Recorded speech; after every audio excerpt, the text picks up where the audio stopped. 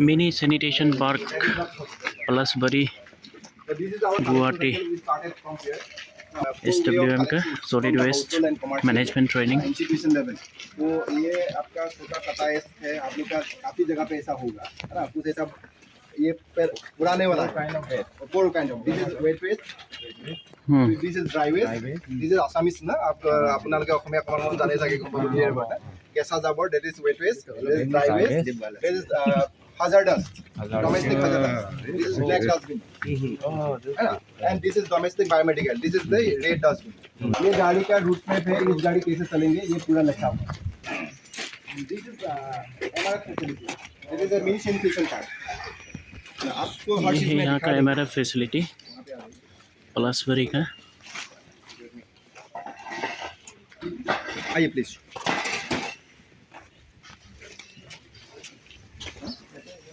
मुझे तो नाम याद नहीं है फिर भी आ जाओ सब एक एक करके। फोटोग्राफ से आइए प्लीज।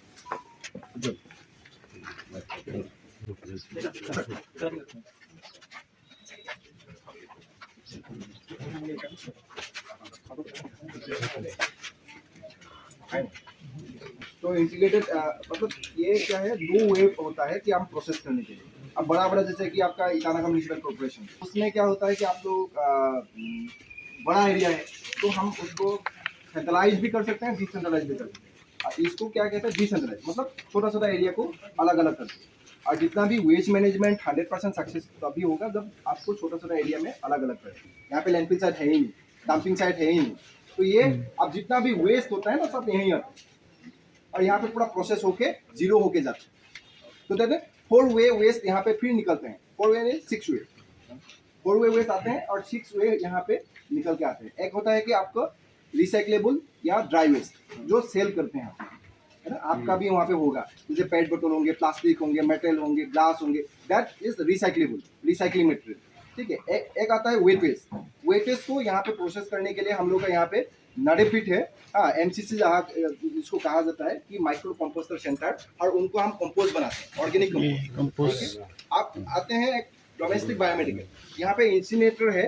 डोमेस्टिक बायोमेडिकल हम लोग as per pollution control board के नॉर्म्स के हिसाब से इंसिनेट करते हैं। तो डेट मीन्स आपका डायपर हो गया और क्या है नैपकिन होंगे, डायपर होंगे, ये सब आपको करेंगे। और एक होता है एक सिरिंज, इंजेक्शन का सिरिंज हो गया, आपका कुछ और चीज़ें आता है मेडिसिन, तो उसको क्या होता है एक ऑटोक्लेव मशीन आता है ना। ऑटोक्लेव मशीन आप फार्माटिकल में जाएंगे तो ऑटोक्लेव मशीन छोटा मोटा होता है, एक प्रेशर कुकर टाइप का। उसको ऑटोक्लेव मशीन में डालने के बाद उसको बैक्टीरिया फ्री करने के बाद उसको फिर रिसाइकलिंग में भेजता है। तो ये हो गया आपका डोमेस्टिक बायोमेडिकल का प्रोसेस। और एक होता है डोमेस्टिक हजार्डस। डोमेस्टिक हजार्डस मतलब यूएस बाल्ब, ग्लास, ब्रोकन ग्लास, ये सब अलग किया जाता है। यूएस में भी काफ़ी क्या होता है प्रैक्टिकल, यूएस सबसे महंगा वेस्ट है ना। आप देखिए एक मोबाइल फोन ब्रोकन होने के बाद मोबाइल में क्या होता है, कितना प्रकार, जिंक, कॉपर, एल्युमिनियम, गोल्ड, तो ये सब रहता है, तो इनको अलग किया जाता है। उनका रजिस्टर्ड रिसाइकलर होते हैं, तो उनको अलग करके उनको सेल आउट रिसाइकलिंग करते हैं। और जो प्लास्टिक पार्ट है वो फिर नॉर्मल रिसाइकलर लेके जाते हैं। अब जैसे आपका सोशल सेग्रीगेशन नहीं हुआ तो आपको आएंगे RDF and inert. RDF and inert, RDF का रेशियो बढ़ गया तो मतलब सोशल सेग्रीगेशन घट रहा है, इनआर्ट का रेशियो बढ़ रहा है तो सोशल सेग्रीगेशन घट रहा है। तो मतलब RDF एंड इनआर्ट किसको कहा जाता है, हम यहाँ पे एक प्रोसेस दिखा रहे हैं। आपको रही है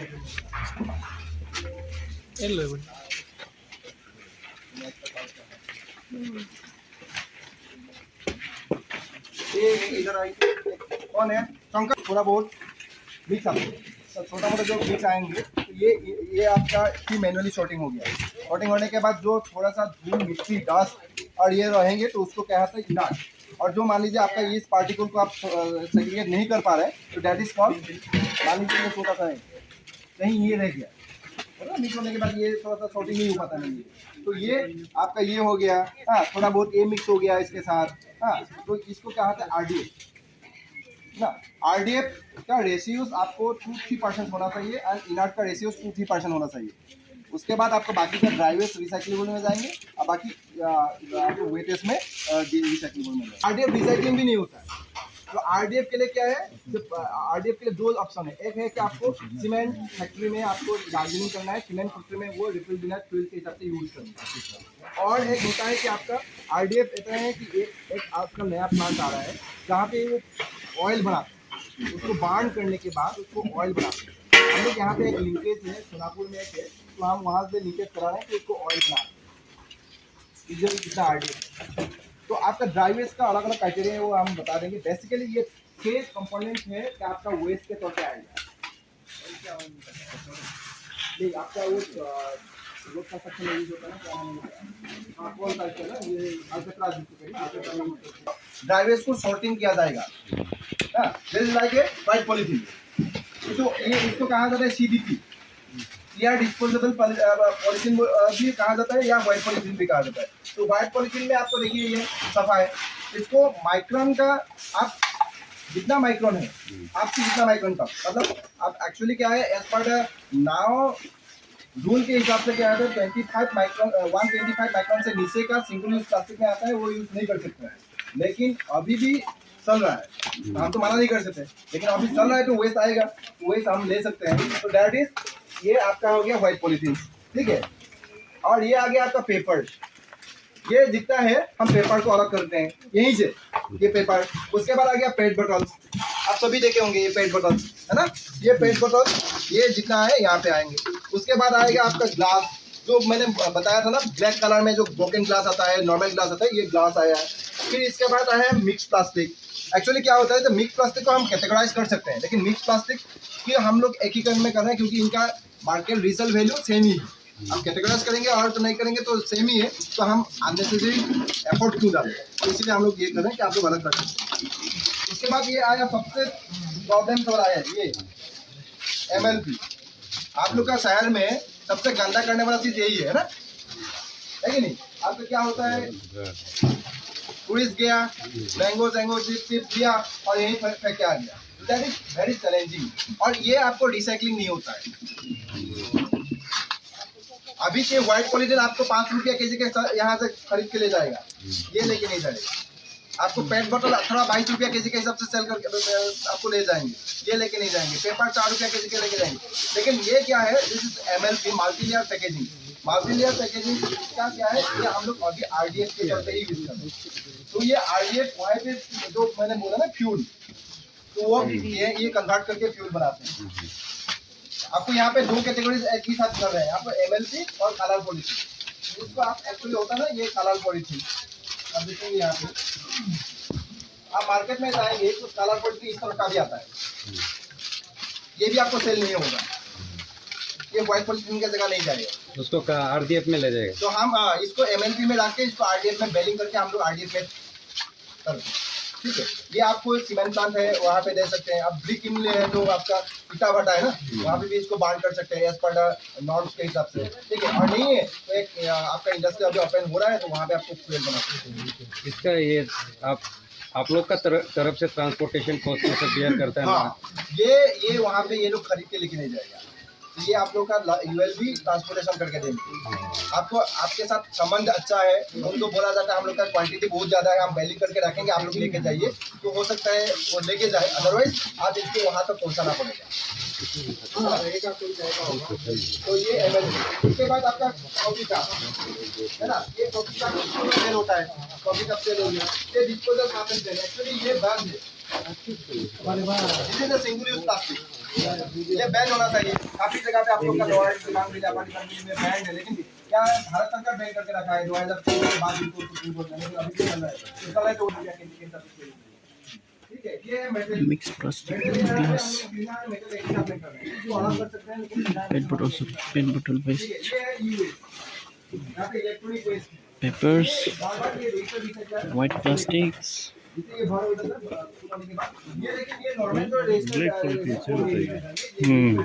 ब्लैक पॉलीथीन। और ये आपका कार्डबोर्ड सभी को पता है, इनका मार्केट वैल्यू अच्छा है, आप लोगों को सभी को पता है। कितना है MLP मल्टी लेयर पैकेजिंग, आप लोग का टेट्रा पैकेट काफी जगह पे ये नहीं सब है। टेट्रा पैकेट मतलब क्या है, आपका जूस का पैकेट हो गया, आपका मिल्क का पैकेट हो गया, वो आपको नहीं मिल जाएगा, लेकिन काफी जगह पे ये लेके जाता है। MLP को छोड़ के बाकी सब सेलेबल है, आप इससे रेवेन्यू कमा सकते हैं, रेवेन्यू जनरेट कर सकते हैं, ठीक है। और बाकी ये ई-वेस्ट का ई-वेस्ट। कौन वो भी रीसेल होता है? ये रीसेल होता है सर, इसका लेकिन रजिस्टर्ड रिसाइकलर होना पड़ेगा। आपको कम भय में नहीं आएगा, आपको यहाँ पे जितना चीजें हैं सब कुछ लेके जाएंगे। आपको ये थोड़ा सा क्वांटिटी में स्टोर करेंगे, स्टोर करने के बाद जैसे क्वांटिटी हो गया 1 साल में एक बार निकाल लीजिए, वो रजिस्टर्ड रिसाइकलर के साथ MOU कर लीजिए आप कि एक ही बार में वो आपको पैसा देके जाएंगे, ठीक है। और ये जो MLP करता है ना, ये बेलर मशीन से ये बेलिंग करके ये बंडल बना जाता है। ये बेलर हाँ, मशीन ये ना? बेलर मशीन है। और ये इसको आपको काफी जगह पे बेलर मशीन है, आप लोग का वहाँ पे मैं नामसाई में तो देखा ही है ना, तेजू में है, छोटा सा एक है, हाँ बाकी जगह पे मैंने नहीं देखा। तो इसको क्या करेगा? हाँ सर, बेलिंग मशीन का डेमो दिखाएगा अभी। This is RDF sir. तो RDF उसको अल्टीमेटली कहाँ ले जाएगा? डाल दिया, डाल के दिखा। काफी जगह पे ये है। MLP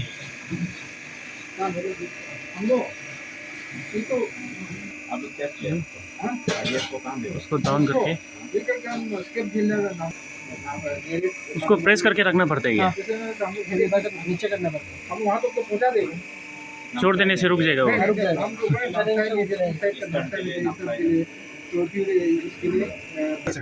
लेकिन यहाँ पे क्या है, हम लोग को कार्डबोर्ड और बाकी जगह जो रिसाइकलर है वो खुद लेके जाते हैं, तो अननेसेसरी हम क्यों यहाँ पे बेलिंग कर रहे करेगा। हैं। हाँ। तो इसीलिए जो हम लोग का जो कन्वीनियंट है ये लेके नहीं जाते, तो इसको कराते हैं, अदरवाइज सब कुछ कर सकते हैं आप लोग। हाँ। आप मान लीजिए आपका जगह कम है, आपका जो रिसाइकलर मान लीजिए आप लोग के इतना पहाड़ के ऊपर है, तो आप बोले कि नामसाई से आप मान लीजिए आलोर ऊपर है, या तो आपको उधर हाईवे साइड है। तेजू में 3 फेज कनेक्शन नहीं, नामसाई में 3 फेज कनेक्शन है, मैंने देखा है अच्छा चल रहा है, लेकिन तेजू में नहीं है। तो इसीलिए आपको एक मैनुअल आता है। 3 फेज कनेक्ट अगर ऐसी बातें बोलेंगे खोल दिया। सर, ये एक ऑलरेडी भरा हुआ था आप ना। देखो, क्या होता है, आप एक ना ये खोलने से पहले एक खींच के देखिए, ये अभी भी ढीला है, मतलब आप यहाँ पे और बेलिंग कर सकते हैं। आप ढीला से आप बांध देंगे ना, वो गार्ड खुल जाएगा, आप नीचे बिखराए जाएंगे। तो इससे बेटर है कि आपको खींच के देखिए, टाइट हो रहा है। जब तक वो नहीं निकलेगा दबाते जाएगा। काफी जा रहा है तो ये आवाज आएंगे ना, हो गया बोल रहे हैं ना। अभी देखिए ये बांधना है ना, तो यहाँ पे आपको देखिए बैक साइड में भी सैड है, ऐसे ये बना। तो वेटेज पार्ट हम लोग क्या करते हैं, गाड़ी बहुत कंजस्टेड है, आप लोग का पहाड़ी सेक्टर में भी ऐसे कंजस्टेड जगह मिलेगा, हम वेटेज को ट्रिपिंग यहाँ किया जाता है। जैसे ये वेटेज है, यहाँ हुआ है, फिर सेकेंडरी लेवल पे हम लोग सॉर्टिंग कराते हैं, थोड़े से सेग्रीगेशन होके आते हैं, फिर छोटे सेकेंडरी लेवल पे सॉर्टिंग होता है। उसके बाद यहाँ पे हम लोग, this is a shader machine, this is organic shader machine है। तो शेडर मशीन काफी प्रकार का आता है, एक होता है कि आपका प्लास्टिक शेडर मशीन आता है, एक डोमेस्टिक आपका ये ऑर्गेनिक शेडर मशीन आता है, और ये है आपका ऑर्गेनिक शेडर मशीन। मैंने देखा है आप लोग के वहाँ पे प्लास्टिक शेडर मशीन लेके रखा है नामसाई में। सोरीमोर नामसाई में गया था, इसलिए मैं रिपीट कर रहा हूँ, ठीक है। तो आप लोग का जगह पे भी काफी होगा। तो आप लोग को प्लास्टिक शेडर मशीन नहीं लेना है, that is waste of money. आपको लेना है शेडर मशीन डोमेस्टिक, मतलब ये सॉरी ऑर्गेनिक। तो ये ऑर्गेनिक शेडर मशीन ये कहाँ है, this is also 3 phase connection, इसको भी 3 फेज कनेक्शन चाहिए। ये सबको उधर डालेगा ना। एकदम ये जो पाउडर जैसा ये करने वाला आता है ना मशीन। ये देखिए, ये कैपेसिटी वाइज है सर, इससे छोटा वाला साइज भी मिलता है, बड़ा वाला साइज भी मिलता है। ये बेसिकली ये ये कैपेसिटीज आपको पर डे 1000 kg का कैपेसिटी है, 1000 kg पर डे का। कितना अमाउंट है सर इसका? 3-4 लाख होगा, है ना। तो ये आप देख लीजिएगा, उसका ये छोटा साइज भी आता है, 500 kg का भी आता है, 300 kg का भी आता है। आपका MCC में वो एडिबिक कंपोज भी नहीं हो रहा है, वो बदबू आके खत्म हो रहा है कहाँ। मैंने देखा है, आप नामसाई में इतना बढ़िया प्लान बनाया, लेकिन वहाँ पे क्या है कि आपका जो ये बनाया, सेम्बर बनाया, it is not scientifically good. वो कंपोज नहीं बना सकते, उसको सिर्फ रखना सकते, कोई चीजें वो रख सकते हो, लेकिन वो कंपोज नहीं बन सकते, क्योंकि वहाँ पे लिचत जाने का इसको कंपोस्ट पिट में डालेगा ना। हाँ, इसको ले जाएंगे मैन्युअली उठा के। त्रिचुरापल्ली का ना, ये म्युनिसिपैलिटी का तो सर ये ऐसा मशीन पिसने दिस इज पाउडर जैसा पिसना है। हनीकॉम्ब वाला है। This is called MCC, Nade पिट, जो माइक्रो कंपोस्टर सेंटर या नाडे पिट कहा जाता है। तो माइक्रो कंपोस्टर सेंटर या नाडे पिट का ये डायमेंशन ये है सर, इसका हाइट 3 फीट मतलब 1 मीटर का होना चाहिए, है ना। और इसका चौड़ाई नॉर्मली चौड़ाई आपको 6 फीट का होना चाहिए, और आपका 6 फीट को आप छोड़िए, देन है ना, वेट तो आपका उसके हिसाब से देख लीजिए आप, जगह के हिसाब से। ओके, लेकिन 1 मीटर से अंदर से नहीं होना चाहिए, 1 मीटर तो मिनिमम होना चाहिए। ये ढलान इस तरफ का है, दैट हॉल मीन्स ये आपका लीशेट जाने के लिए, अच्छा, ये लीशेट होगा, यहाँ से अपना मशीन जाएंगे, लीशेट जाएंगे। और इनका जो शेड है आप देख लीजिए, शेड इनका ऊपर से नीचे तक का ढलान है ना, स्लोपिंग ऐसा है।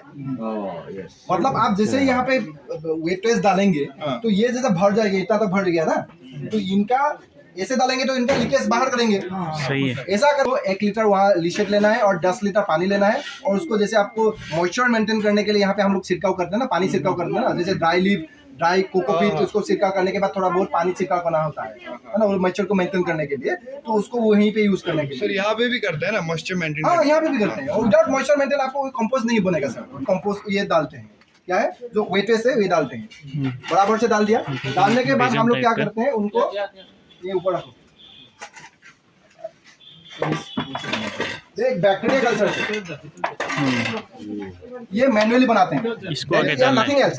ये है दही और गुड़, दही और गुड़ छड़ा के पानी में रख के इसको कॉम्पैक्ट करके इनको बैक्टीरिया बनाते हैं। ठीक है, दही और गुड़ यहाँ पे बैक्टीरिया होते हैं, और इसको क्या करते हैं हम लोग, एक लीटर में डब्बा में हम ये डालने के बाद इसको ऊपर छिड़काव कर देते हैं।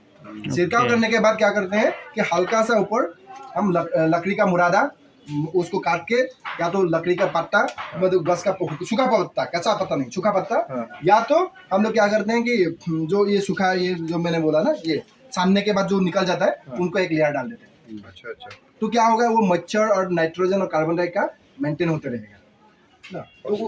हाँ, तो उसको डालने के बाद 1 सप्ताह हो गया, मान लीजिए ये 1 सप्ताह हो गया, 1 सप्ताह तक हम यहाँ लेयर आ गया, 1 सप्ताह तो ये फूल ही हो जाता है। यहाँ पे तो 1 सप्ताह नहीं लगता, 2 दिन में ये फूल हो जाएंगे, तो 2-3 दिन में फूल हो गया, तो 1 सप्ताह के बाद हम ऐसे छोड़ दिया। आफ्टर 1 वीक हम इनको रोटेट करते हैं मैन्युअली। अच्छा सर, अच्छा, ये पूछना था, गुड़ और दही का क्या प्रोपोर्शन होगा? कूड़ा दही का प्रोपोर्शन ये 60:40। 60 क्या होगा? गुड 60। आपका दही आप 60 तीन प्रोपोर्शन होना चाहिए, 3 रेशियो, पानी गुड़ एंड दही आप मिला लीजिए 60-40 के रेशियो में, 40 गुड़ लीजिए, 40 दही लीजिए, 60 पानी लीजिए, तो ये ज्यादा हो गया, लेकिन आपको उस हिसाब से लीजिए। हम लोग क्या करते हैं नॉर्मली 10 केजी पानी, 10 केजी गुड़, और फिर कुछ दिन रखना पड़ेगा। हाँ 1 सप्ताह 1 वीक ना, और 1 वीक, और उसको ढक के रखिएगा, और हर दिन आके थोड़ा सा रोटेट कर दीजिएगा, और फिर ढक दीजिएगा। ढक्कन में कैसे ढकते हैं? ढक्कन लगा के, जैसे ये बाल्टी है, यहाँ पे ढक्कन होता है, इसको हम लगा देते हैं। इसको फुल फेज में कंपोस्ट बनेंगे, और प्योर ऑर्गेनिक कंपोस्ट। और आपका विंटर में जैसे वालंग है ना सर, वालंग से है ना, वालंग में आपका ठंड ज्यादा है, कितना टेम्परेचर में आता है, 10 में आता है, हाँ, तो उसमें आपको और दिन लगेगा।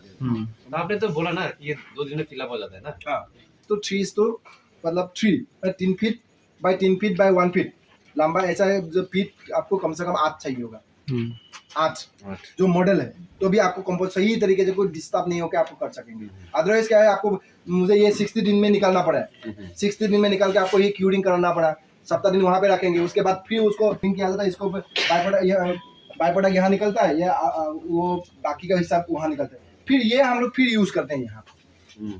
मतलब ये ऐसा नहीं कि हम बाहर फेंक दिया, फिर यूज, इसको खत्म जब तक नहीं होगा तब तक हम यूज करते रहेंगे, तो इसको कहते हैं जीरो वेस्ट प्रोसेस। तो वेट वेस्ट तब जीरो होके आएगा। तो बेसिकली दिस यहाँ पे हम 13 नंबर ऑफ MCC है, माइक्रो कंपोस्टर सेंटर है, 13 नंबर यहाँ पे है। तो हम लोग यहाँ पे इसीलिए 60 कंपोस्ट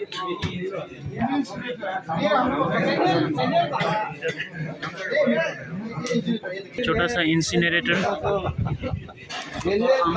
छोटा सा ज्यादातर हम लोग कौन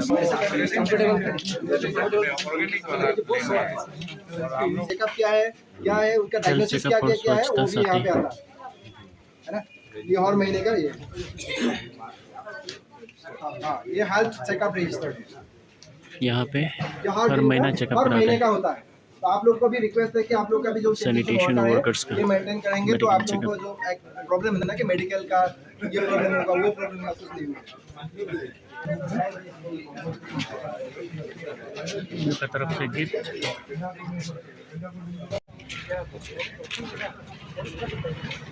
ट्रेनिंग सेंटर से वी आर डिपार्टिंग।